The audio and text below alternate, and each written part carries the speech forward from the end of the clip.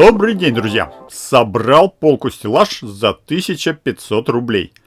Купил две строганные доски толщиной 20 мм, шириной 145 мм и длиной по 6 метров каждая. Вот смешной эскиз конструкции и расчет распила досок. Доски распилил на торцевой пиле.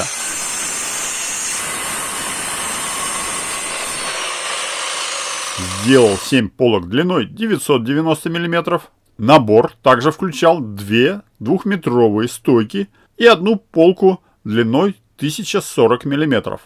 Соорудил из обрезков досок приспособу направляющую для ручного фрезера. И в два прохода фрезой выбрал пазы под полки сразу в двух стойках.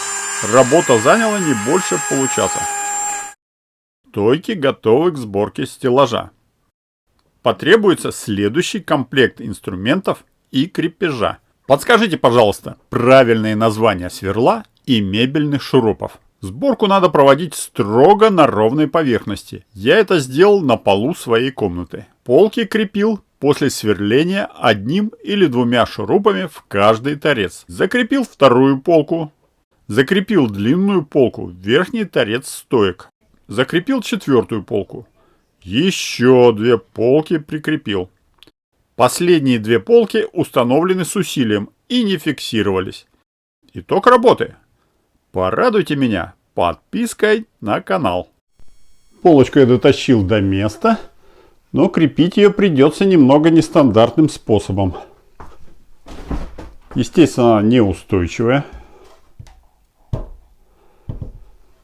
Но в каркасном доме здесь есть одна стойка, и я, в принципе, прихвачу двумя уголочками. Один сверху, другой снизу.